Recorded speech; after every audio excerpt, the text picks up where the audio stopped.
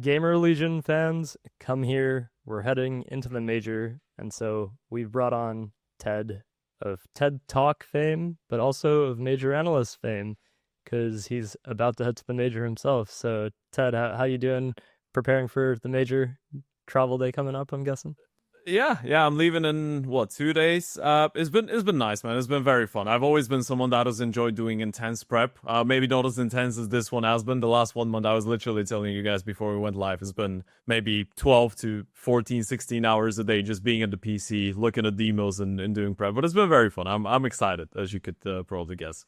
Are you excited to talk about GamerLegion? Because I know Harry is. He's a big fan. Ash, Yeah, coach, UK connection. you know what? You told me that he's going to be defending them, and that actually fired me up so much. And I was like, I can't wait, because now I can actually play the bad cop, and I can be on the other camp. And I love it when we get that opportunity. I get to come to the show and be the bad guy, which is usually not how things go, right? So now I'm just trying to seize that golden opportunity. I can't wait.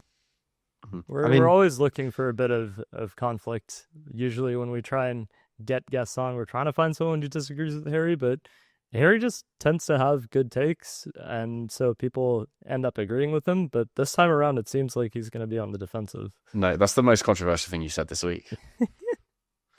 How is that the most controversial thing I've said? That's Twitter exactly would what I tell me mean. otherwise. It's at least top two. Well, we this love time GamerLegion.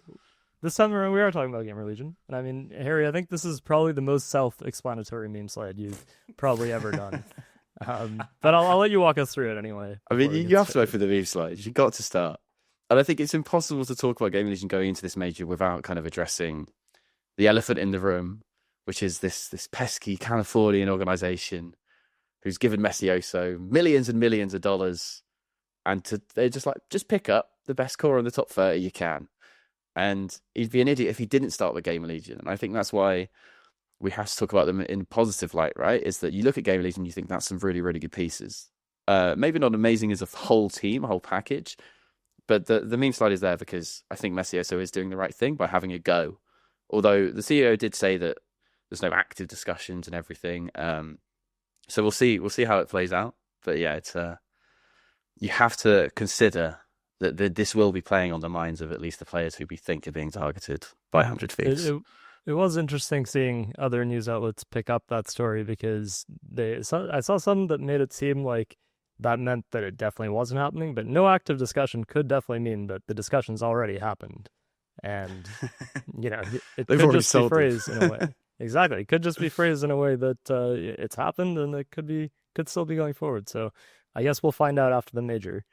But heading into the major, I mean, GamerLegion, obviously, they haven't played in about a month already. It's been, I think, 3 weeks since Bucharest, and they ended fourth there. So going into the major, you'd have to put them as favorites to go through stage one. But honestly, when we were doing pick'ems on Confirm the other day, I confessed I don't have them going through, because there's always one team that doesn't make it through that you'd expect. And for me, that's going to be GamerLegion, just because I'm not convinced, Harry.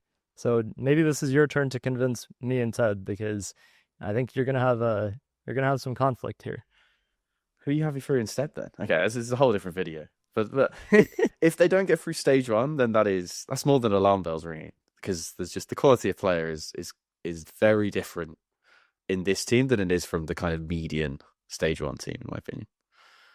That is fair. I think it's more the fact of, I think there is a good chance that they go 2-3, and so I put M80 or NRG through, I think. But is that just bias on my part? Who knows? It could be. Mm-hmm.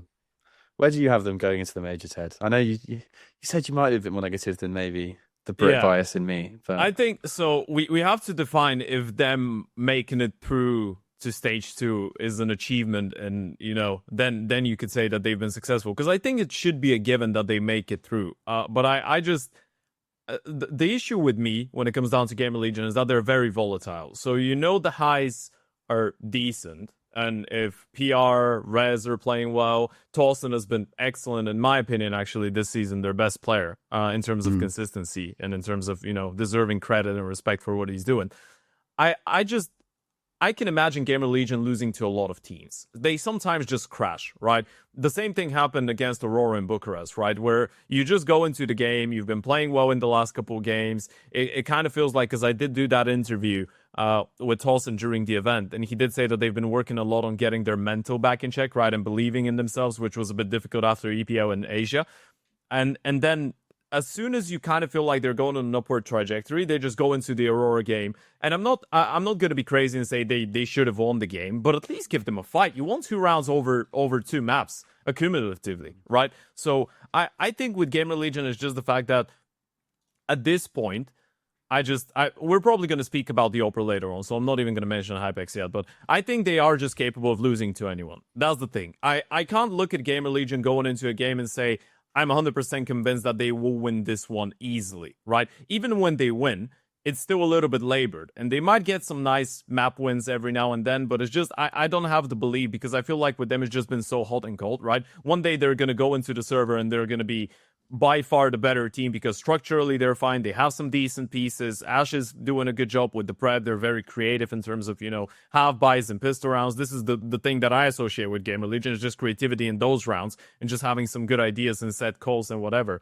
But then they go into a game that's fairly important, or even a game that is against a team that they're supposed to clear most of the time, even if it's labored, and then they get absolutely smacked, right? So that's the reason I don't believe that they will make a deep run into the major. I'm not saying they won't make it past stage 1. I'm still contemplating about it. I'm not 100% sure they will, so I'm a bit of on a 50-50, but I just don't see GamerLegion making it into stage 3 or being the pleasant surprise, the underdogs that shock all of us throughout this event. I just think it's going to be a decent performance, but not really that significant out of them.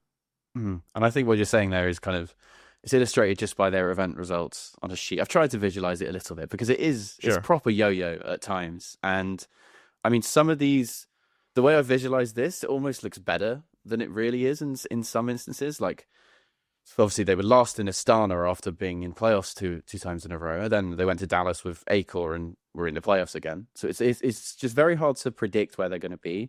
And then things like Cologne, where, okay, so on this, it looks like it's kind of okay, but in Cologne, that's last place in the main 16-team event, and the same with Pro League, right? So they get through stage 1, the play-in, and then they actually are last place. So if you exclude the play-ins, they've been last in 4 of the last 6 events. Yeah. And when you put it like that, that is below the level you expect. I think you can say that they play tough opposition, because they're in that kind of the kind of perfect invite bubble where they seem to get into all these big events, but they're playing quite tough opposition the whole time. And I think it's exactly what you said earlier of I think it's absolutely insane to think they won't go through stage 1. I might be proved wrong. But I wouldn't say it's absolutely insane. I think there is some sanity to it, but they should. It's kind of like a 60-40. But there is a world in which they don't make it. I can absolutely imagine that. Mm-hmm. But I would say failure for this team is not making it to stage 3. I think over 2025, they've been a top 16 team.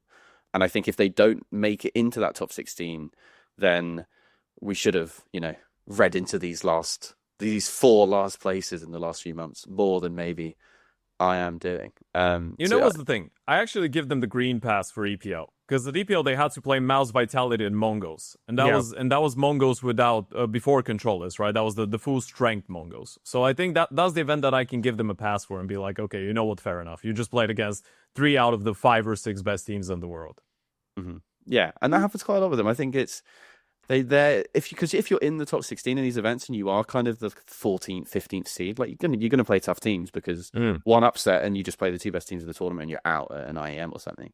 But I think the important thing for me is that at the start of the year with Slend, they were kind of battling through those kind of same tough positions. I think there has been a difference in the kind of the instability around the AWPA, which we will get to, is kind of affecting them this season, because I think there's just not that base. Like, it doesn't really feel like they know exactly what they want from their AWPA, because they've tried 3 very different styles of AWPAs as well.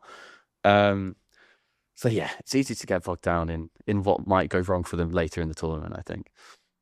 I think the way Ted put it at the start as well is basically how I feel, is that they can lose to anyone, and it's just very hard to go into a matchup and be like, oh, they're gonna win this for sure. I mean, maybe this opening match against Flexo is a bit different, but in general, when you stack them against like a lot of the teams that you would expect to be more of like a favored match for them, it's really hard to definitively say that, oh, like I see them taking this 2-0, you know? Like it's one of the teams that haven't shown enough consistency for me to put my faith in them, and I think that's the big reason why I'm hesitant to make them one of the teams that are a surefire team to go through stage 1, because maybe they do just lose a best of 1, then lose 2 best of 3s and they're out, you know? Like it is relatively it's not delusional, I would say, but it should be something that they should make it through, don't get me wrong. But I think there's an argument to say that they could come into the major and just flop. Yes, but I think we should just focus on some positives. We can get, once we bring up the AWP slide at the end of the episode, we'll get back to bashing them, right? But that's fine. But I think we do need to talk about one of the kind of revelations of this year, which is PR. And the subtitle is wrong here. We'll fix that in post. So PR this year, I think he's, you know, in a normal year he might be considered one of the favorites of Rookie of the Year. I think this has been obviously a bit ridiculous with MoDo. And Kursy to an extent, even though people don't really love what he's done in Tier 1. But I think PR is probably going to be the third best Rookie of the Year, at least unless NER does something crazy at the major or something.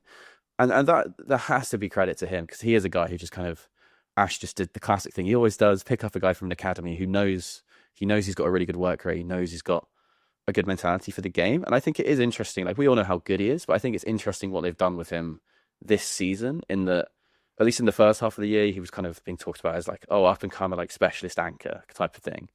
But I think you could see he wanted to be more aggressive at times. Like, he was a very aggressive lurker already. And I think now they've kind of got him aggressive lurker T side, and like the shows on CT side, he's getting to be much more active as well and kind of play the rotation spots on pretty much every map. I mean, Ancient, he still gets to fight in mid as the A anchor. Everywhere else, he's in the fight, and they're putting, you know, they're maybe their best rifler, maybe equal with Rez, depending on how you want to view it. At least the highest potential rifler, I think. Into much more active positions, and I think this is only a good thing for them going to the major. Ted, what do you make of PR after these role changes and overall this season? I think in general we should be looking at the bigger picture of why GamerLegion decides to go for these changes. I think it makes a lot of sense considering the pieces that you have. First of all, I think with Rez, there was one position. He was T-side nuke, he was playing silo, so he was kind of that second supportive guy. Now he's outside. So what Ash and GamerLegion have done, what it feels like from the outside, is that they've said, okay, we want to have a clear identity on who our 2-star rifles are. And those are Rez and PR, right? You're still giving Rez a little bit of an advantage in that sense. I think PR, you can still rely to be an anchor-ish, but on some maps that the anchor could be the equivalent of a star. Let's say ramp on nuke, right? Where you just need a guy that's going to make the right decision under pressure. He's going to get 1 or 2 kills. He's going to be very sharp with first bullet accuracy and then play his life. So you're still giving him a lot of trust. I think it makes sense for him. I actually had the conversation with Ash during Bucharest about all of this. And he told me that he just feels like for PR, it comes naturally to be in those spots because he's a very talkative player, right? And in the same sense, because PR always, because I've been casting him since he was on Mouse NXT, so since the very start of his career, and before that when he was playing on like a Kryptova, which is a Czech team, he's always been that very sharp rifle that you put in anchor spots because you know he's always going to be good for one or at least a multi-kill, right? He's always going to be able to win his fights because he's very reliable. But I think in the current state of GamerLegion, they just don't have that second star guy to Rez in order to allow PR to be that guy, right? They need him to step up a little bit more. And I actually like it. I think he's been developing very well. I think if it wasn't for MoDo having such an outstanding year, and obviously Kursy would have probably gotten the Rookie of the Year either way. But I think PR is up there in that conversation. It's just the fact that GamerLegion is nowhere near as competitive to Falcons Inferior when we're talking about winning titles. But I think him in general, he's a very sharp player. Hearing Ash say that he's talkative and his communication is good and that he's good in taking initiative and knowing what he wants to do in the server, it speaks about growth, right, of the player and the human being. And I think it just makes a lot of sense about the players that they have to have PR a little bit more active. Because Tauson is, he's not a star player. I'm sure we're going to talk about that later on as well. Because I remember Tauson from a couple years ago. I think he's excellent. I think he's a very underrated player. But he's not a star. So it's much better to grab those positions out of Tauson, give him the anchoring spots which he's more comfortable with, and then let PR be more active, which he is more comfortable with. It just feels like everyone's happy on this team, maybe bar hypex, because he's been playing like, everyone knows. But everyone else seems happy with what they're doing on the team. And I think that's great, because PR and Rez don't have to sacrifice themselves. This is another good thing that they've done, because ZTR is still the soldier of the team, right? So PR is aggressive. He's been given space, but he's not forced into just running in first and giving his life to create space. This is what ZTR is still doing on this team. So I think they've got a very good dynamic going on. I very much enjoyed watching PR. Mm-hmm. I think there's an interesting point you raised with the kind of, that is kind of how you shoehorn a lot of these kind of very steady, like if you're a young, really talented rifler, it's really good to have you in anchor spots because you just win the round if you get 2 kills and stay alive. Whereas if you put your worst support player or your worst kind of your in-game leader even sometimes, then it's just a worse situation. And I think you're exactly right. I think in a top team, I think you would probably put PR back in anchor spots. I think they've basically looked at the situation and gone, okay, Tauson also is smart enough to be able to play these spots and kind of specialize himself as a proper supportive rifler, because he always had kind of mixed roles before. He's properly anchoring now as well. And I think this is the other side of the coin to the PR conversation, is the reason that they're able to put PR in rotation positions is because they are letting Tauson completely specialize as an anchor. And I think this season he's like 109 rating. Last season he was a proper like classic, like didn't seem like that much of an improvement on Volt, who they had in his spots before, right? And now I think he is blossoming a little bit in these new roles, which are supposed to be harder roles on paper at least. Yeah, what's the thing? It also gives you a very good perspective of how the server looks and what is happening on the map. If you are a young player and you've gone through a lot of positions, this is a conversation I had with Krisen some time ago from obviously XOG, now rumored to join Heroic. But because Krisen has been an entry, a lurker, a pack player, an oper, and now he's an IGL, and he's not oping anymore. And I had that conversation with him. I honestly believe when you have played a lot of different roles in your early stages, it's kind of like when you sign up to play football as a kid and the coach just tell you, okay, you're going to be the defender now. But you're like, I don't want to be a defender. I want to be an attacker. Obviously, everyone wants to score goals. But when you make a young guy play different spots, that just enhances his understanding on what people need in certain situations and how he should be communicating with his teammates, what is going on. When he makes a move, what does that mean for the person on the other side of the map? When the person on the other side of the map wants to make a play, what he should do to readjust. So it helps you build a very good view of what is going on in the server, and it helps you grow and become a smarter player in general. I think it also shows how Ash scouts as well a little bit, because I think he's very good at what I would call kind of scouting by trait and not by position. In terms of like his personality is, or if you speak to him, it's so important that he gets people with the right personality in the team, right? And it's also about how the players fit together, because I think it's no surprise that 100 Thieves, if they want 3 players from this team, it will be Tauson, Rez, and PR, because I think it has really blossomed into a very well balanced rifle trio. What do you mean, man? hypex has been killing it. Oh, maybe. No, well, Rain Simple plus GamerLegion. It's fine.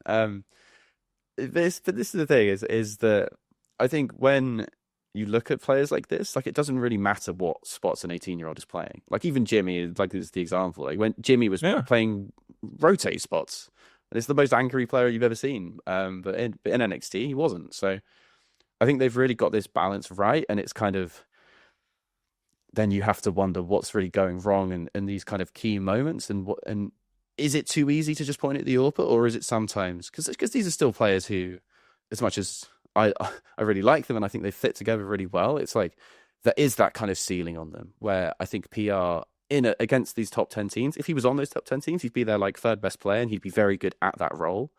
But is he always going to be able to be the star player? And with Rez, it's the same thing as it kind of always has been with Rez. I think he was much better in NIP than people gave him credit for, which is why I think the narrative of him bouncing back in GamerLegion, I think is a bit overblown. I think he's pretty much been a stable, pretty good player the whole time, and it's just, is he the star player? And I think it's too easy to point at the flaw of the team when GamerLegion go wrong, and rather than just saying maybe it's a really good team in terms of team building, but is it not? It's probably not supposed to beat these top 10 teams. That's leading to a great question, by the way. I think you're hitting the nail on the head. So think about that. How many players do GamerLegion have that you would say should be your 2nd or 3rd player, and how many do they have that you would say are your best player on a team? Like a good team? Think about that for a second. Like an actual top 10 team. I think an actual top 10, 15 team. I think they would all be like the 3rd best player. Yeah, I exactly. think ceiling. Yeah. I think Res and PR would be the third best player. PR could be the second best, I think. Like if you're I can envision PR being one of the superstars of rifling in a couple years' time. I can definitely do that. I think he's got the X factor. For Rez, it might be a little bit too late to be your best rifle, right? But he's great to be your third. Yeah, and that's just kind of what the mentality of the team is as well. Like there isn't, even when you speak to PR, like or speak to Ash about him, it's kind of what he praises about PR isn't like the flashy aim or anything. It's the way he thinks about the game. Like that's the kind of thing that in my head, that just means as soon as a top tier coach sees that, they're like, okay, I'm just going to make you play anchor spots and be our third best player and be kind of an overqualified third best player, but still the third best player is ultimately my point. I think what you were talking about earlier about the personality fitting in is it's the way the team scout and the way the Ash scouts fits that really well, like fits that mold really well, because I think it was Elijah or someone a while ago talked about how basically players have a personality that fits their role, and you need that to naturally mesh to be able to get the best out of them. I'm a firm believer in that, and I think the way you're talking about that fits that as well, because in terms of what Ted said earlier about playing other roles and seeing how you get the support in those positions, I think that is really valuable. But at some point, you need to have that player slot into the role that they're actually fit for. And once you have that, then you're actually able to excel. And I think you're right that PR has gotten that in GamerLegion. The problem, as you guys are talking about, is this point where you don't have a player who's always going to be the set star, who's going to be able to take over the server. And I think GamerLegion have never really been in that position to have someone consistently to do that, because once they do, the player tends to get poached. Mm-hmm. And then that's exactly what I was trying to say earlier a little bit in terms of, okay, I mean, I think there are valid criticisms of the team and how they kind of approach the AWP position in particular. But when you look at the budget that they have compared to everyone else, like this year cannot be anything other than a success. If do you want to say something, Ted? I feel like you're frowning. No, I'm gonna let you finish. Sorry. Okay, I just think in general, it's like you can get hung up on these kind of last place finishes because obviously inside the team they'd hate that kind of narrative that this is just kind of where they're supposed to be. But ultimately, I do think that they shouldn't really be any higher than like 10th in the world with the players that they have, because otherwise you would see when they were looking for a new AWPer and Ash, he's not an idiot. He was looking at people like MoDo and Jambo and Grix or whatever, and there were reasons they didn't get them. And it's not because Ash thinks they're bad players and thinks that Kursy was a better sniper. Sure. Like they were probably looking the whole time, right? And it's just at some point you've got to accept the way CS works is that some teams just fall in a certain order. And I think this team has overperformed for so long that people then always want them to do even better. And it's not Football Manager. It's not a video game. You can't just make that step up without kind of something happening behind the scenes to allow that step up. Right. I think I would agree to you if the phrasing was, this team should be happy with the results they've been getting with these pieces. That I agree with. Because I don't feel like they have the pure firepower to punch and stay in the top 10, for example. I honestly don't believe that. And I know it's wild because I don't think Rez or PR or Tauson are bad pieces at all firepower-wise. Obviously, ZTR is an IGL, and we're not talking about that. And I don't think on this team he's necessarily relied upon to be great in terms of firepower. I still feel like it's just a little bit weird to me is the choice of AWPer. I actually think for that type of a team, the AWPer changes a lot. And I'm one of those crazy people that thought actually keeping acoR would have been a good shout. I do believe that. Because I feel like when you have so many young players on the team, your IGO is young, your quote-unquote best aimer is young, and then obviously you have another young piece in Tauson, Rez's experience, but you need a solid AWPer when this is a team driven by the rifles. You need an AWPer that's not going to mind throwing flashes on the entire T side, and then when he's left in the clutch and he needs to hit one or two important shots, he will be able to do that.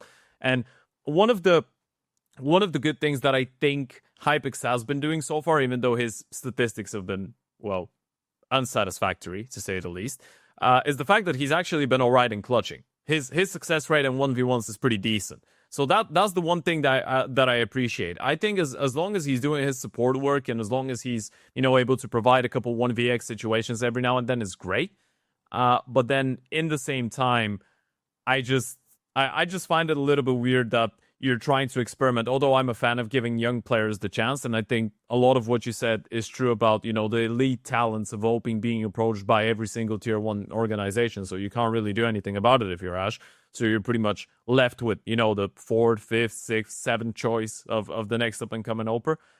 But I still feel like that's been their issue. I literally believe that, and I'm not saying that 3 events in, maybe hypex turns things around. You know, you can never know. And the good thing is that he wasn't an aggressive Oper before. He's always been a supportive guy. So I just feel like he needs some time to acclimatize himself to higher level opposition. Whereas with Kursy, for example, he was a lot more aggressive. So you put him in the team and then you expect him to become passive. He's not going to do that. It's the same issue that Heroic had with Grix, for example, right? Things just don't work that way. You can't just reshape him that much, I think. With hypex, he's always been that type of an Oper, but it's just, imagine how decent this team would have been if they had an Oper that you could say is going to drop between, I don't know, 13 and 20 kills every single map. If they just had someone they can rely on, not even going bonkers and dropping 30 kills every now and then, but just being solid in there, being able to hit the shots when it matters, and then give the space to the rifles to work with, which hypex is doing. That's one of the good things. But then sometimes he's not able to provide that slime X factor in, you know, 1 or 2 rounds every map. And this is what you need out of a passive Oper. That's why it's very difficult.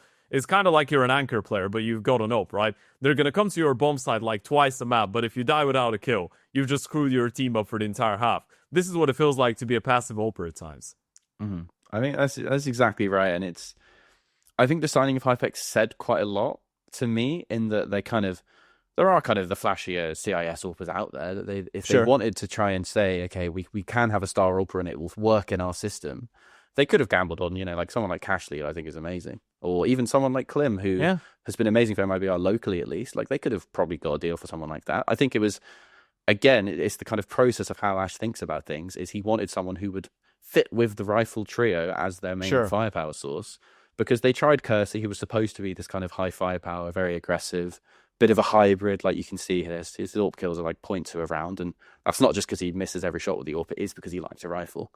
So with hypex, I think they are trying to basically accept that they're just one of those teams that have supportive AWPers, kind of like how Legacy does it a little bit, where when they signed Sadson, he was more aggressive, but they have kind of gradually decided we're going to be a rifles team. In CS2, that's fine. There's only like 5 or 6 really good AWPers in the world, and even the 5th best one is like phzy or something. Like it's fine to build around your rifles in CS. I just think you are right that you still want at least like 105. Like even like Slend numbers. I know there were other flaws in Slend's game, but I think this rifle trio now working as well as it does with just someone who just kills people a little bit more. Like for context, like this 0.79 kills per round win from hypex, like that's proper like in-game leader level output. Like he is just not fragging in the rounds that they win as much as you would want. And it is early. This is 40 maps. It's not very long, but they cut Kursy after 41 maps.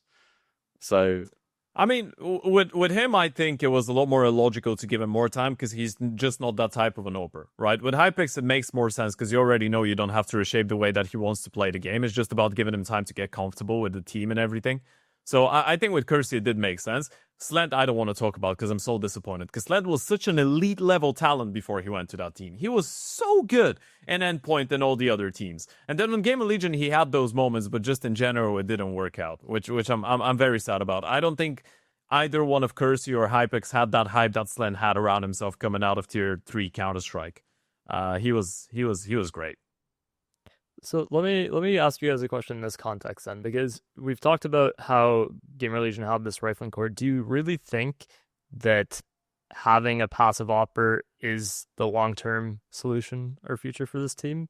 Because, as we said, you know, they don't have a star rifler that is going to be stable. So when you have the other pieces trying to make up that work as this trio, do you think having this passive Oper is the solution to this, or do you think that they really do need a type of star signing of the Oper to fill that gap and maybe tweak that system? Because Slend obviously didn't work in it, but that doesn't mean that they can't find an Oper eventually that can. Do you know what it is? When you sign a bad aggressive Oper, it is awful. You cannot play any rounds. You just can't do it.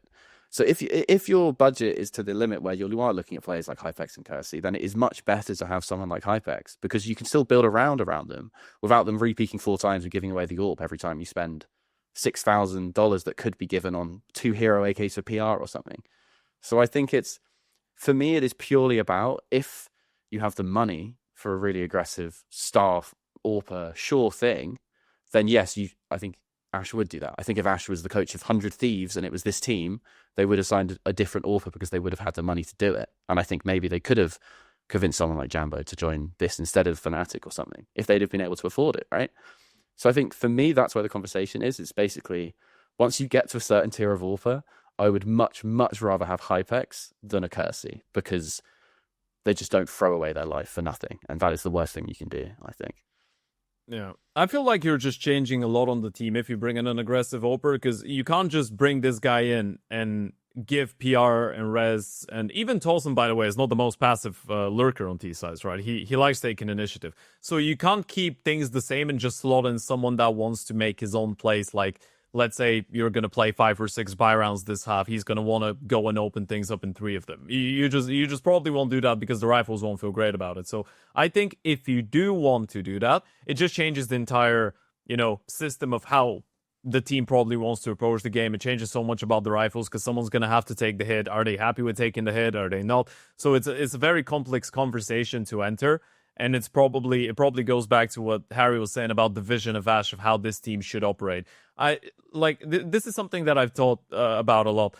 The most successful iteration of GamerLegion had bloody acoR.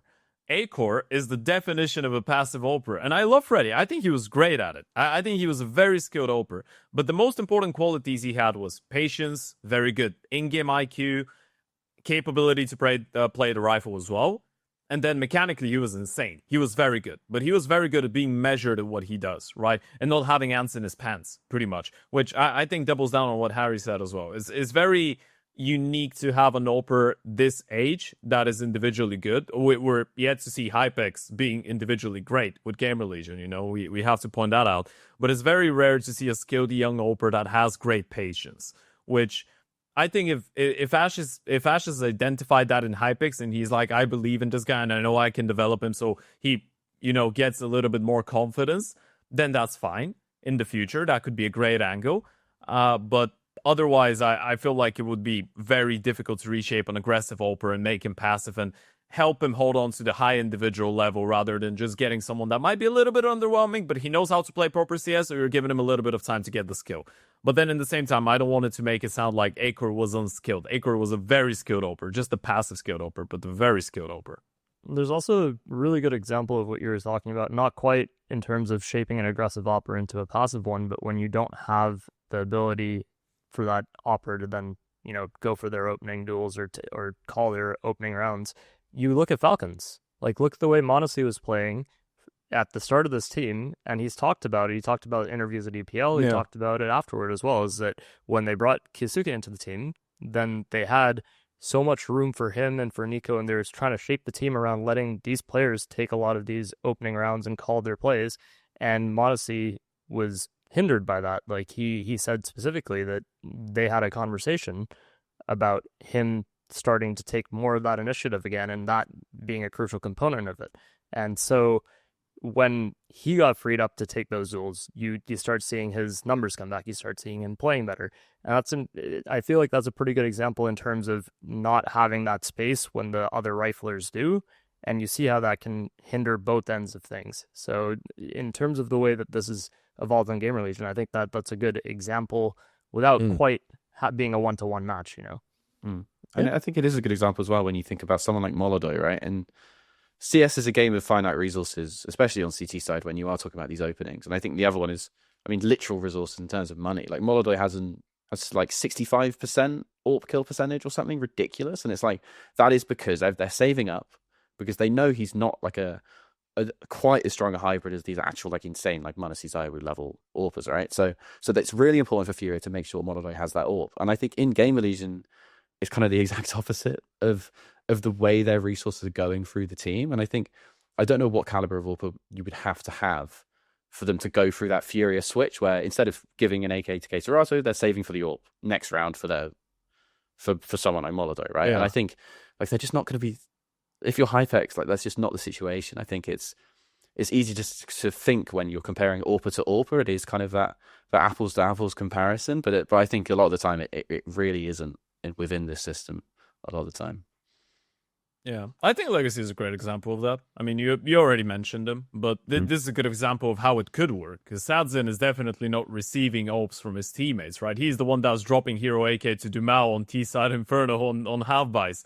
So I think there is a way that this could work, but it's a lot about the mindset of the team and the mindset of the player. And I'm not saying this is not something that GamerLegion are working towards. They probably are. As you said, Ash is a pretty smart coach, and I'm sure he was thinking about it. But Legacy needed, 6 months around after the major to make everyone on the same page and make phzy not care about his individual stats and just focus on winning the round. So up to this point, like in Bucharest when I talked to him, he was like, I don't care if I'm 130 or 31. I care about winning the round. And if I know if I drop an AK to Dumao, he's going to go and kill 3 people, so be it. I'm not going to play the op, right? But this is a difficult thing to teach and build in terms of the, I want to say in terms of the atmosphere you have on the team and how everyone is on the same page and how the oper doesn't see himself as the oper, but just the player that could help in all sorts of ways. And again, this could be what type of a player in person hypex is, right? We don't know.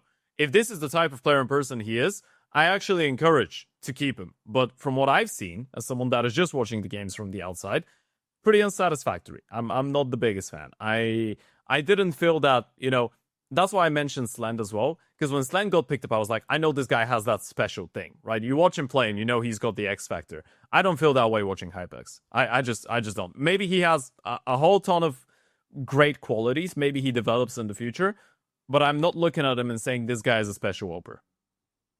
I think I agree with that. I think that's kind of exactly where you have to land on a signing like this. In that, you don't. I know you give him time is obviously a thing for a reason, Yeah, right? But absolutely. But that's it's hard when an AWPer's at 0.9 against good teams. Like that. Also, is they just were already so bad before that, right? Like when you're coming into a team like this, and they have been struggling before that, and you're coming in as the new guy that's just played tier 3, tier 4 Counter-Strike, and then people are looking at you and they're expecting you to do. There's a whole lot of pressure on you, so it's not easy to deal with it. Like obviously, if you're top 1% talents, you'll probably deal with it, but maybe he's top 5%, right? Maybe he could be good, but he just needs a little bit more time to readjust. I'm just trying to play the devil's advocate here because I don't want to be too mean. Yeah, I mean, I don't think it's not even his fault. It's kind of like the Jacob situation in phase, right? Where it's not his fault. Like it's just a very difficult situation. And I think when you look at GamerLegion, you have to kind of look at it and say, okay, so you don't rate out Ash's decision to pick up Kursy, you don't rate Ash's decision to pick up hypex. Well, who else would you pick up? Because when there are these kind of unicorn AWPers on the market who are really, really good, and everyone knows they're really, really good, like a top 10 team in the world like Fury goes international to pick one of them up and spends an insane amount of money. It wasn't as well publicized as the Jambo buyout, but that MoDo buyout was not. It wasn't a small amount of money, and sure. I think you have to root it in the context of, okay, hypex is definitely underperforming, and there are AWPers in tier 2 who, when I've watched them or when I researched the stats and stuff, hypex wasn't on my list. Like when we did the prospects, like he wasn't even on the spreadsheet. Neither was Kursy. Like there are AWPers out there, like kind of. Flay always seems to have really good numbers. I don't know if there's something behind the scenes where people just don't rate him and he's just always stuck in these tier 3 teams. But he is more of an aggressive oper, though. Yeah, maybe that's what it is. But there are other AWPers out there who you can say would marginally improve GamerLegion. You know who I think is a gem? Player to player thing. You know who I think is a gem to have on a team, and he's very underrated. I think, and Nine picked up on that on time. I think MoDo. MoDo is a. I think MoDo is a very underrated oper, and I'm gonna justify myself a little bit, although I'm very tempted to just let it out like that and just not say anything about it. I've spoken to a lot of people that have played with MoDo before, and maybe some that are doing it now. Some people that know him. MoDo is generally one of the nicest teammates to have on a team in terms of being a calm guy that never tilts or is very friendly all of the time. Also, MoDo is very good at readjusting himself. And he's like a chameleon, right? It depends on what team you put him on. He's going to be good to get used to the circumstances. And I feel like with Nine, you could definitely see that, where he just came in. Obviously, for people that don't know, they had phzy. Things were going great, and then Wildcard decided to just ruin phzy's second half of the year, and they just called him back. And Nine were very devastated about all of this.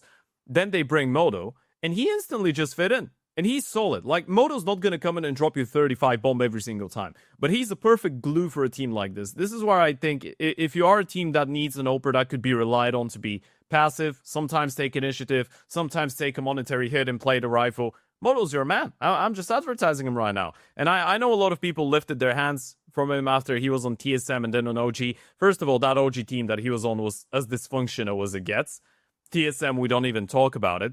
So I feel like he's one of those guys that have never gotten a proper chance to be on a proper team that lasts long and that has capable players. And there's a bunch of people that you can probably look at as well. Like, well, what about Khan from the Miga as well? He's been all right. Again, those are not the top-tier talents. But let's say we are saving the top-tier talents for the big boys that are ready to come in with the millions, right? With the whole bunch of money. But you've got guys like Khan, like MoDo, Flay even that you mentioned that have been putting good numbers. I think there is a lot of people that you could explore and think about as options. Maybe you gamble on someone like Peppo from Sinners. There's a whole lot. Maybe Era from the Alliance, although he's a bit more aggressive. Ash has worked with him before a couple years ago when he was in GamerLegion as well. So I think there is a couple options. But again, I don't want to make it sound like we should just kick hypex out after 3 events. Yeah, but it's not even like if it's about happening right now. It's I do not see a way out of the tunnel. All these offers you mentioned, yes, I'm sure they're great teammates and they're good at what they can do and they kind of be that kind of high floor player. But do they meaningfully change where GamerLegion sits in like the CS landscape? Like, probably not. I don't think so. And Probably I think that's not. kind of the end of the issue when you talk about GamerLegion. This is kind of what I was trying to get at earlier, though, is that like you can juggle passive offers for a while, and I don't think it changes GamerLegion's standing enough to make a consistent impact, which is why I feel like you do need something that breaks the system a little bit, even if it's, you know, like, yes, it might set them back a little bit, but that's going to be after the major. They're going to have time to, you know, tweak their system a little bit. They're going to have time to rebuild around whatever they pick up. So, like, if I throw out 2 names here, both of them are definitely more aggressive. But tell me if either of them sound appealing to you. One would be phzy from Wildcard, because he's clearly shown that he wants to leave this team after the season. I don't know what's giving you that impression. Actually, you know what? I agree with you. I'm changing my... phzy is the best pickup that they can go for. Hands down. I agree. Why would you agree? Let's hear it. I think he's just a complete player. You watch him play, he's a complete player. He's not someone that... It's kind of the same way that I feel about MoDo, but phzy has more confidence and more experience on a higher level. When we've seen him play big events and be solid. Like, if you, again... put phzy in a team that requires him to be aggressive, he can take initiative and be aggressive. Put him in a team that requires him to clutch and be passive and support people, he can do that. I just think he's a complete oper. I really believe he's a complete oper. Like, it's just as simple as that. He's not an oper that should be brought in by a top 5 team, but he's still one of the most underrated opers on this level of Counter-Strike. I'd agree with that. I think the way he plays, because I've obviously seen a bunch of wildcard games as well. Yeah. I think the way he plays, he is able to actually shift and fit into the team the way that they would need. Obviously, he would be a little bit more aggressive just in terms of his overall style, but I think the fact that he can morph and fit the roles that GamerLegion would need would actually provide a lot of value, because they don't need someone who is quite as passive, I think. Like, they need someone a little bit able to take that initiative in duels, but not someone who completely breaks their rifling core system either. I think phzy would fit quite well in that. Here's a fun one though. Okay, we've talked about the tier 2 offers that GamerLegion could get in January. Now, to switch it, it's 100 fees we're talking about. They've got these 3 riflers. You've got Rain as the in-game leader. Which AWPer are you looking at then? And would that make a difference to where you see that project going? Would it be able to break the ceiling that I basically think GamerLegion can't break? That's a great question. That is a very good question. I did have another AWPer name, but it's not one that I have a feeling that you guys won't like it, because it does break the rifling system. It's an AWPer who's more aggressive and definitely would take more of that star role in the team. Can I try and guess? And go for it. Are you going for Degster or nicoodoz? nicoodoz was the one that I had. Right. Yeah. Kursy 2.0. Who kills a few more people, basically. Do you really think that, though? Do you think in terms of style, in terms Kursy of Kursy 2.0 in this team? I think, I mean, it's just not an AWPer, is it? That's what I'm saying. I'm not saying he's on the level of Kursy. I'm saying, like Kursy, you're much happier when you see him with a rifle than when you see him with an AWP. I mean, is that necessarily a bad thing either, though? Like, I mean, you maybe could not. actually I have wouldn't these say teams. I'm not so. saying it's a bad You thing. can work. Sometimes you need an oper that can ope. That's what I want to say. Like, sometimes you need someone to be good with the big green gun in the game, right? The gun is there for a purpose and is the most expensive. But I don't know. I like nicoodoz. I'm not sure if it depends on what your goals are. I think if you're at 100 Thieves and you're going into this one and you have Rain as your IGO and you throw a bunch of money at GamerLegion to get those good rifles, you need an oper that is screaming, I could go into a big game and dominate. Can you really say that nicoodoz fits that profile? Because I'm not sure. Like, he did a good job with OG, don't get me wrong. I'd rather keep him as an oper than give Cadian that, but that's an entirely different conversation. But I'm still not sure if he's the guy that, joins the team and you're like, okay, this team could be a top, let's say, between the 9th, 10th, and the 15th place in the world, and they could be an upset dark horse. I'm not really sure. I think that's the big difference as well between nicoodoz and phzy, is that nicoodoz would take more of those, like, more of the starlight away in that sense. Like, he does need a bit more of that I guess, place in the team to shine, whereas I think phzy would be able to fill that gap a lot better without entirely breaking the system. So, I mean, maybe we're doing Ashes scouting for him, since oppers are clearly a bit difficult for him to find at the moment. So, are we turning this entire show into just explaining to people how good phzy is? Because I will say this, I've wanted to see phzy go to Liquid instead of Ultimate for a long time. So please, someone listen. Get him on a good team. I promise he'll do well. I'm going to be his advocate. I know phzy can do well on a team that's between top 5 and top 12. I genuinely believe that. Just give him a chance, man. Anyone. Get him out of wildcard jail. That's what I want to see. We've obviously talked about the oppers a lot. I knew that would be a big focus of this whole conversation around GamerLegion. But Harry, before I do want to go back to Tauson a bit, because I think we skipped over him a little bit quickly. We did have a couple more slides about him. So, Harry, any finishing thoughts on the oppers before we go back to Tauson? No, I'm just excited to see who 100 Thieves will sign. Okay, well, in that case, we will talk about Tauson a little bit, because, I mean, you put this quote in, Harry, because I think it does illustrate the way that he's really shifted his game over this year. And as you guys were talking about earlier, I think the role changes and the way that he's playing on the team now really do benefit him, but also benefit the team as a whole in terms of being able to fill the kind of slots and positions that they need him to. And it's one of those things where even when I was talking to Tauson at events, it seems like these are the kind of roles he's meant for as well. It's similar in that sense to like the way Yuri has gone into anchor roles after playing this kind of weird mix for a long time, and you see him actually slot into these roles, and obviously it's hard, but it seems like the kind of positions he was meant to be playing all along. Mm-hmm. I think it's exactly that, and I'd compare him a bit to kind of Tessus as well, or when he joined, like he was playing like outside on two-side nuke and stuff, where he was quite flexible, and that was sometimes a weakness more than a strength. In terms of now, you are able to knuckle down and be this full anchor player, and I think it's got to the point. I think it's credit to him that when you hear rumors of GamerLegion core being signed, like Tauson's the one you think of, not someone like ZTR. I think their stock's kind of reversed over the last few months, and I know we've not really spoken about ZTR much either, but I think it's interesting that the assumption is now that we are talking about Tauson as that third player, not talking about ZTR. And I think as much as we could be negative about ZTR, let's be positive about Tauson for a minute, because this is a huge upgrade in terms of output. He is now a proper third star, and I think whether this would happen if the AWPer was still taking more of the spotlight is hard to know, because that does mean there is room for that kind of third star that used to be Slend, basically. But yeah, I pulled a crazy stat. He's won 83% of his one-on-ones this season in 80 maps. That is like, to me, stat. that's like, okay, like Clutch is a very low sample size. It's hard to read into them too much, but to me, that does say that he is kind of evolved into more of a successful late round player. And I think that as an anchor on CT side, you want someone who is able to rotate to the other side and win the odd 1v2 every so often. And I think Tauson is doing a very good job at being exactly that.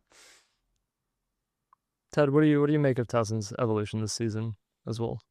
I think it's kind of like an evolution that sends him back a couple years in terms of he's finally playing what he originally was when he was a player to begin with. I think when he was on Sprout and Sprout Academy, and even before that when he was playing on some of those lower level Danish teams like Atlantic and etc.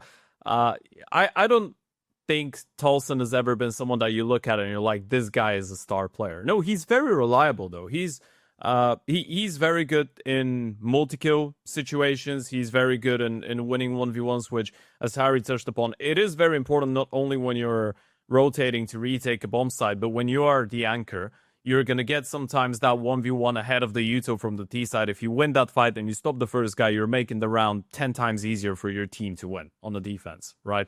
I think he's very good at that, and I think he's very smart as a player. Mechanically, I think he's actually more solid than what a lot of people think. It's just the level of comfort, right? You could be very good mechanically. It doesn't really mean it kind of goes back to what type of an archetype of a player are you. But if you're good mechanically, it doesn't necessarily mean you're comfortable with being aggressive. Maybe you're just comfortable with people coming to you and you just playing the patience game and just being ready to take a fight at any given point. I think it just suits him very well. His style is that of a very reliable support guy, someone that could take initiative on the T side as well. So he can create a little bit of space. He's not the most passive guy in the world, but he's someone that you could rely on. And I think that is a very underrated quality to have, especially with how inconsistent GamerLegion has been throughout the last couple of months. I think we kind of briefly mentioned that towards the start of the show, but Tauson's events this year have been going in a straight line, and it's always been decent. It's never been magnificent, but that's not his job on this team, is it? So it's always been deliver what we expect out of you. He does that, maybe does a little bit more sometimes, maybe a little bit less if the team is miserable and is winning only 2 rounds over a best of 3. That's completely understandable. But in the end of the day, I feel like he's just delivering exactly what he needs to, and that makes him incredibly valuable. To wrap up the discussion about GamerLegion before we get into our favorite segment of going through some HLTV threads, after we've talked about them overall, has your opinion changed about them at the major at all, Ted? I wouldn't say it's changed because I wasn't coming into this one with all the hatred. That's the thing. I can rate the players and I can rate a lot of the things that are being done, but I can still think the team stinks, you know? And they don't stink like in the worst possible, but they just think of potential failure. I still think they're very volatile. I think they have decent pieces, but I still think they're volatile. So no, I think for me, GamerLegion, best case scenario, make it to stage 2 and then they go into a very tight game against a very good team in the 2-2 bracket and then they lose. I don't see them going top 16. I think if they were to go top 16, that would be a great success story for them at this major. Playoffs is out of reach. That's completely impossible for me. But if they are to make it top 16, I'd be impressed. I would put them somewhere in the mid-pack of stage 2. I think they should clear stage 1, though. I mean, let's be honest. If they lose to, I don't know, best of 3 to Red Canids or Huns or Fluxo, God save our soul, I think that would be outrageous. I think I'm kind of at the... Has Ted changed your opinion at all? I mean, I completely understand where he's coming from. I think my opinion is also pretty... I know, we're adults now, we're stubborn. We don't change our minds. But I think I'm kind of at the same place as I was where I started, which is that in the first half of the season, I would have wanted them to make stage 3 of the major, and they didn't make the major at all. And now I think, as you look at them, like if you sum up the season in one tournament, they would be kind of that 2-2 game in stage 2. I think that's kind of where I expect them to be if they play to their correct level, and it's kind of luck of the draw to some extent which teams they play in stage 2. But if they exit in stage 1, I refuse to believe that there aren't out of game factors like potential buyouts affecting some players, because they're far too good. Also, to, are we to miss playing out that someone card like and just saying every team that has a roster change coming up in the off season, we can just not be critical towards because they will have a change? Are we playing that game? No, I'm just hoping it's dead team buffer. They go all the way to playoffs, because this is the thing. Like, it could work either way, but I thought FaZe would be the dead team buff going to playoffs. Yeah, well, everyone has a dead team buff until they don't they? It's like it's the G2 of last of Shanghai. It's like, oh, the dead team buff, and then you actually get close, and you're like, oh my god, we're gonna win the major, and then you just completely choke it to a terrible FaZe team. So it can happen. It can happen to anyone. And for GamerLegion, I think they're very good at surprising, and they also love going 0-2 on day 1 of RMRs. Yeah. So we will see how they get on this time with a kind of different map pool. I mean, we could talk about that. But they are playing Fluxo in a best of 1. Lucazi. That could get tricky. That could get a little bit tricky. Mm-hmm. I don't know about that. I was about to say, I think going 0-2 in stage 1 would be a disaster, and I just don't see them losing the first game to Fluxo. So I mean, at least 1-1. They're probably 90% better as a team, But the way that those Brazilian teams play is like they will literally approach it like a face-it book at times, right? So they will just run around and hit you with some crazy stuff. And if you're not ready for this, if you just woke up on the wrong side of the bed, maybe you're not able to deal with it, and then everything falls apart. That's completely possible. Highly unlikely it happens to GamerLegion, but still a little bit of a possibility. For my part, I mean, I said I didn't have them making it through stage 1 and going out in a 2-2 game. I'd say after this discussion, I might shift that to going out in stage 2, but maybe in a 1-3 or 2-3 record, you know. Right, so Harry's won. Harry's won, but only marginally, because... Right. Yeah, go on, Harry. I think what you've done is you just opened the stage 1 page and you've realised what you said. And you've realised what caliber team you thought were better than GamerLegion. That is unfortunately correct. And it's just... That is unfortunately it can't correct. have it. Can't have it. I refuse to believe it. Until I see it in my own eyes. And Harry has won, except for the fact that we're about to read some forum threads, and he's not about to have a good time, because the first one starts with Apology to Kursy by Miami Disco with an Estonian flag who loves Jame. And it says, "I'm sorry for the way the community treated you, Kursy Woo. It's clear Ash is the real fraudster, while you were just unlucky to end up in his clutches. We'll await for your grand resurrection, French Kenny S, when your draconian contract with GamerLegion ends." French Kenny S? Kenny S was French. What are we doing? Skip. That's your only reply to this man calling Ash real fraudster? I think you can say that GamerLegion have never had a really, really good AWPer, and you can say that that's Ash's fault, and you can say that a different coach would have got more out of Slent or whatever, but I mean, look, there's no money load. It's not The Sims. Like, it's not his fault. I'm not having any of this. It's an interesting perspective, you know. I don't think it's been explored by many people. People tend to be, you know, very accepting and supportive of everything Ash does most of the time. So it's kind of flipping now, though. It is kind of it's the classic. He got praised too much. Yeah, and people said like, "Oh, him and Saw," when clearly most people agreed Saw was a bit better, and now everyone's starting to hate on Ash, and it's just... Also, it is interesting, because I have spoken to a couple French people, and apparently Kursy was regarded as, you know, a massive talent in French CS. Like, everyone, including professional players, thought he was very good. So I don't know what happened with GamerLegion. Yeah, I don't know. I think part of why that discussion's changed as well is that a lot of people were up on Ash when he brought all these young talents up, and then they wanted Ash to take the next step and go to a team like G2, or go to a team where he would be able to have more stars. And then he re-signs this contract with GamerLegion, and the signings since have been obviously AWPer focused, and none of those have worked out. So when you can give him flowers for getting PR. That's the thing, Rez, and Rez was a lot worse than what he's been so far on GamerLegion in his last year on NIP, I guess you could say. Mm-hmm. I mean, okay, who's the best GM in the world for you? Just who's the best man? Okay, who's the best what? The best coach, or like the best general manager? So the last few years, I'd probably say NEO from Vitality, right? Okay, so we're in an alternate reality. Scouting players. Is that what you're trying to say? So we're in an alternate reality. NEO from Vitality, who's doing all this like free agent wheeling dealing, getting rocked, whatever, getting all the praise. Stick him in GamerLegion. Which AWPer do GamerLegion have right now? Are they significantly better? It might be phzy, it might be one of the names we've mentioned that are better than hypex.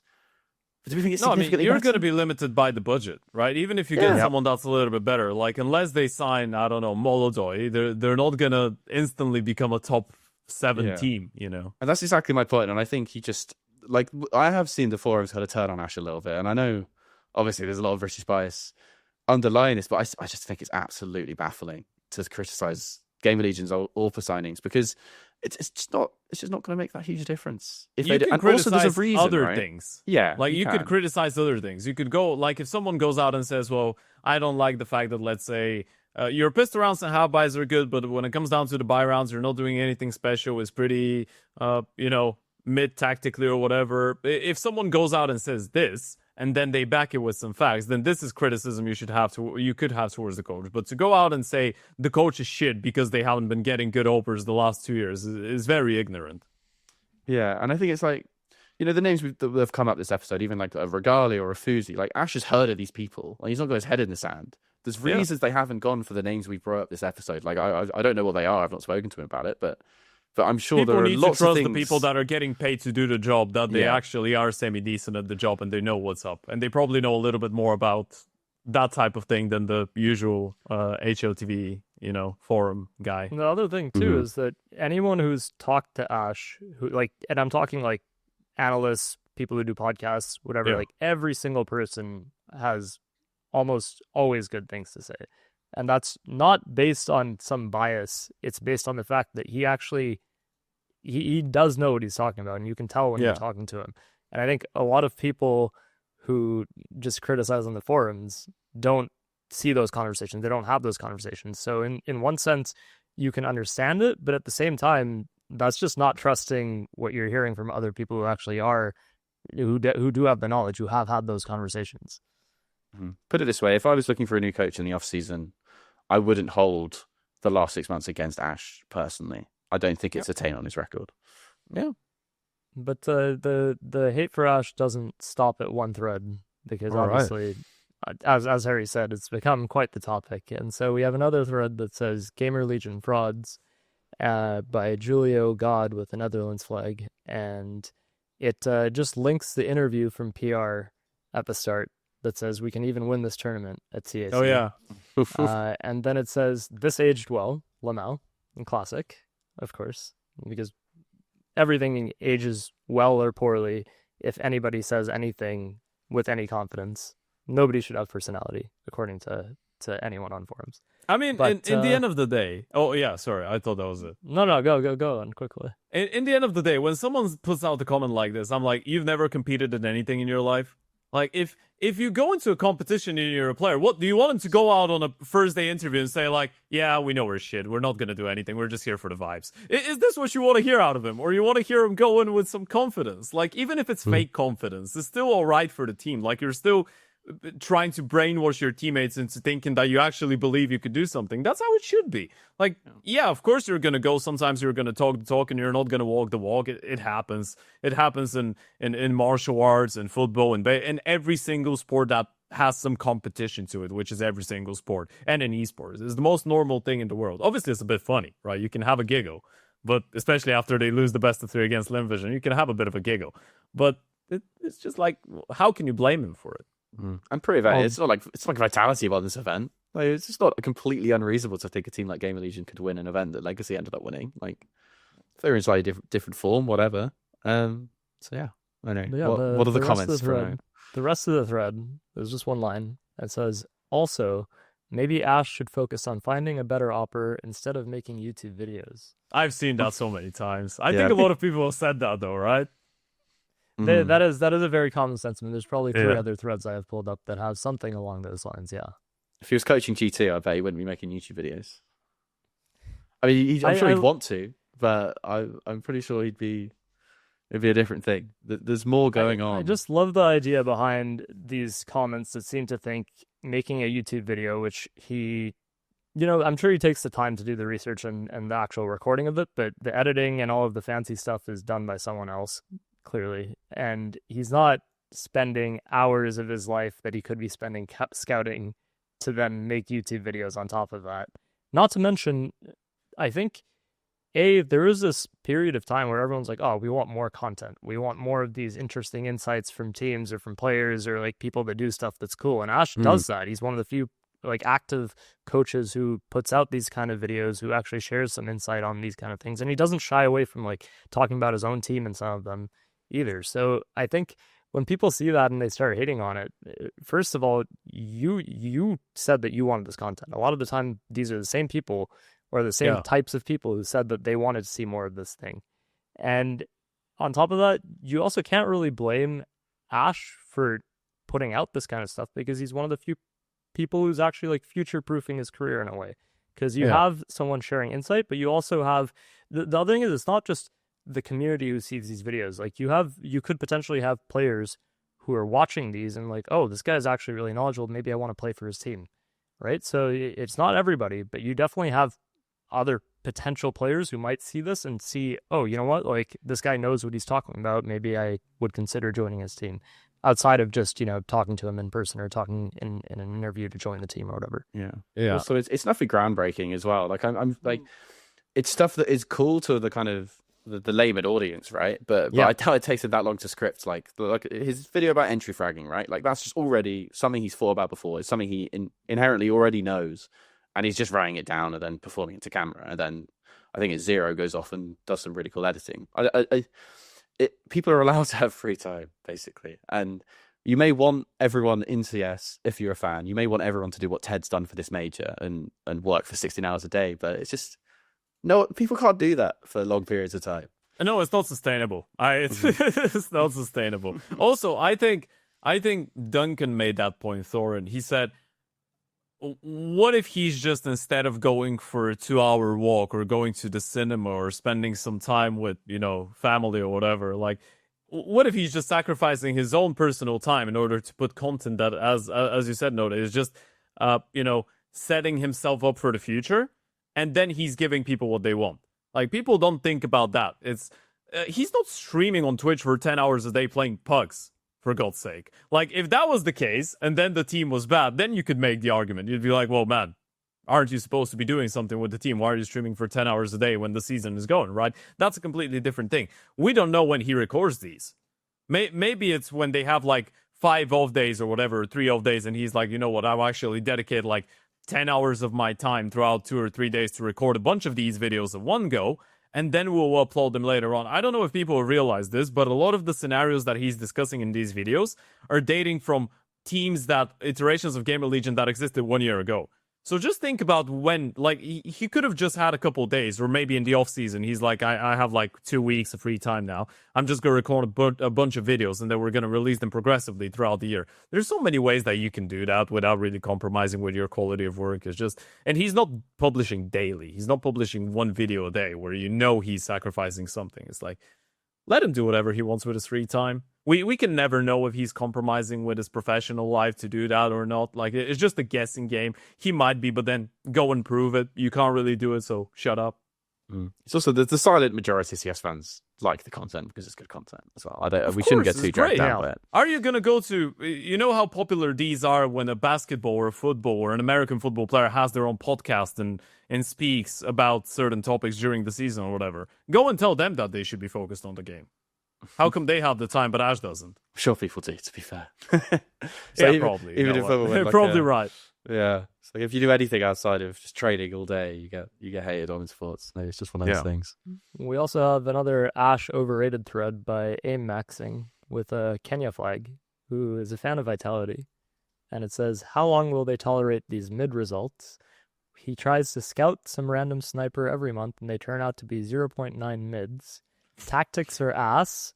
Picks overpass all the time like he is tactical mastermind, only for 50% win rate. And then he commented on his own thread as the first comment, saying bro spends more time content creating than making tactics. I mean, this overpass one is funny because they were 12-0 down, weren't they? Like, if you like having overpass as your main pick is just, it's a bit risky these days. It is a bit risky. Yeah. I think they literally went 12-0 down on T-side. I actually think that was the best comment of all of them. Because I think there could be a little bit of reason behind some of the things that he says. Yeah, I mean, the overpass thing is valid. When it's more than just content creation or scouting offers, when there's some meat to it, at least you have something to go off of. Yeah. But I love that he's gone straight to the comments. Like, I forgot that. I forgot to get the content creation low blow in. That was on page 2 of the script. Maybe he should be watching Sticko's How to Play A on Overpass instead of making his own. This is actually a good thread. For once, I'd say this is has some more. I wouldn't even say insight, but it's more fleshed out than I would expect a average HLTV thread to be. And it says Ash's coaching by Cherry Funk with a grease flag, who loves Blade, but not like Navi Blade. He loves Blade, the Mongolian player. Not even the Spanish coach. Just straight up. Nope. And it says, I think Ash has a great eye for talent. Given GamerLegion's resources, it seems like he's very good at doing more with less when it comes to recruitment. The core of PR, Res, ZTR, and Tauson, I guess, is a very decent lineup capable of doing some damage in lower rated tournaments. I won't get into the specifics of their opping problem because after missing out on Grix and MoDo this year, it's obvious they're scrambling to find the next hidden gem, mostly because all good tier 2 oppers have been poached already. Hypex looks to be an upgrade over Kursy and Slen, though. but it seems like his work in the server is nowhere near that level. You see glimpses of that underdog magic this roster has, as they've had some fairly decent results this year. Playoffs in Melbourne, Dallas, Fisher Playground 1, but they're so inconsistent that they bomb out of CAC to Lin Vision. Maybe you can point a finger towards ZTR as well, but it's always going to come down to the coach. Do you guys think he's reached his ceiling as a coach? Would it be more beneficial for GamerLegion to move him to an analyst role? I really want to root for GamerLegion as a team, but it always seems like they're running into brick walls. TLDR, Ash, good scout, not so good coach, discuss. So I think the question that's posited is, do you guys think he's reached his ceiling as a coach? And I think that's actually an interesting topic. We're just never going to know, are we? It's that classic thing. We're not working with him. We don't know how he's evolved as a coach over the last couple of years. Also, if you said Zonix won 4 majors, maybe, or 5, sorry, maybe he's reached his ceiling as a coach. Sure, you're probably not going to win 5 majors again until the end of your career. You're not going to win 5 more, highly unlikely. But I think it's weird to say someone's reached their, like, what does it mean to reach your full potential with as a coach, to reach your ceiling? Like, how, as a player, is pretty self-explanatory, because you're getting older and your reactions are getting slower, and maybe the motivation isn't there to spend so much time playing the game.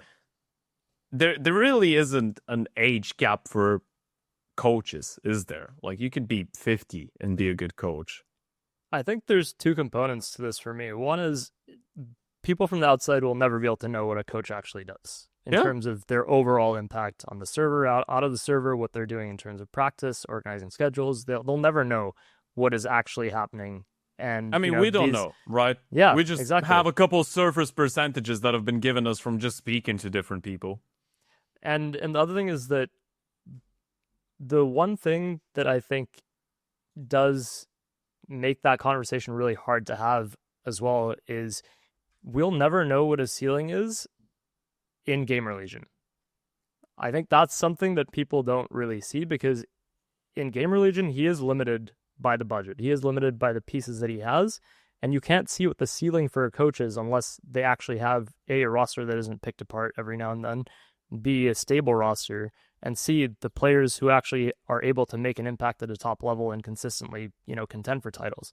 So if you had him on a G2 with players who are experienced and actually have the budget to consistently perform, then maybe we could start seeing where his, ceiling is in that sense, because he actually is able to take a roster that doesn't need to be rebuilt or need to bring up these players. But with that re-signing of his GamerLegion contract, obviously, unless a team comes and buys him out, we probably won't be able to see that for a bit.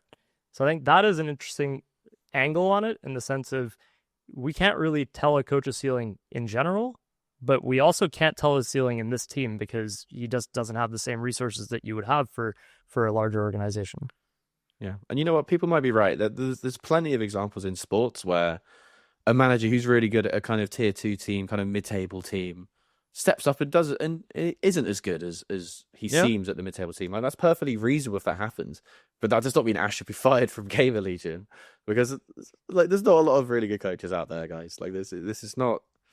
You can't just make him an analyst. And it's fair to say that, okay, someone like Ash, who hasn't played at the top, might not have the kind of gravitas to command like superstar players or whatever. Like, there's a reason people probably aren't suggesting him to go to Falcons, for example. Like, there's just a weird dynamic trying to work out on your head. Where all these people like Firesonic, no one's saying hire like someone like Ash, right? Like, but I do think that at some point, we can't know either way until he does get a chance in a really good team, and who knows if or when that will ever happen. I think you're completely right. The only thing I want to add to that is, I believe, as much as I agree with everything you said, I think there are coaches in teams that are placed higher than GamerLegion in bigger organizations that are worse coaches than Ash. That's all. Oh, 100%. Mm-hmm. I wouldn't say he strikes me as someone that should be on a top 3 team, as the coach. Mm-hmm. But I think a lot of less capable people have gotten the opportunity to be in that position in the last couple of years, and he hasn't. So it's very difficult to be critical. I think we kind of forget about these names after like 1 month or 2. We forget, and we're like, oh yeah, he's such a reputable name. He used to coach this team. He must be a great coach. A lot of the times is not the case, really. Mm-hmm. I think it is very difficult for someone who has never played at that level to kind of get the recognition. I think when you talk about Ash's career as a whole, I think I think he's done really, really well to make this bigger name for himself, considering that he didn't just get parachuted into a tier 1 team as soon as he retired. Like, this is a very different journey, and he's earned it 100% of the time. It's been his signings. He's been in GamerLegion for years and years and years. It's not, you can't divorce it from reality just because they've had There's a a few couple last coaches finishes. in tier 2 like that. It's him, and then I think Barry is the next one for me. Like, there's a couple of people that just deserve a lot of credit for what they've been doing under the circumstances. Because I think a lot of the people out there, and it kind of counts for us as well. But again, from what I've heard as well, I think a lot of people don't realize how much of a Wild West tier 2, 3 online Counter-Strike is if you're a coach. It's so difficult to actually build a normal team and make it play normal Counter-Strike and manage all of these guys and do everything. It's very different to being a tier 1 coach. I'm not saying it's harder. They're both very hard in their own respective ways, right? And the goals are different and everything, but it's just very different. And when you see someone that is capable of dealing with that and still being considered a very good coach over a long period of time, and being able to get a lot out of players that are not necessarily the top 0.1% of talents, then those people deserve a little bit of credit. Mm-hmm. And last thing, sorry, we're rambling. I'm sure you've got more threads. But you just got to think about it, right? And it loops back into an earlier episode of this podcast, if Valve didn't have such a terrible system for the last major, GamerLegion might have had the budget to get a better AWPer. But they had to play at MRQ and they lost. So, just online games. So, that's it. That's it. You have a bad AWPer for the rest of the year. That's just what happens. I don't really have more threads. I have one thread that I'll read just because I found one comment funny. And I don't know if you'll even have anything to say about it. But this one just says GamerLegion bots by Spiker with a Swedish flag. That's Striker's out account. Exactly. Oh, that's Striker. He loves Zulu, and it just says, how do you win 2 eco rounds and not a single gun round as CT on Inferno? Lol so ass. And then there's a comment by Kiyusuke with a Scottish flag. You can get a Scottish flag? That says, we need to start investigating this Ash guy. And then there's a reply by sad_phase_fan with an Australian flag that says, he needs to do videos on the 8 tiers of winning CS games. Right. He's won a lot more games than that guy has, that's for sure. Get the ad hominin out.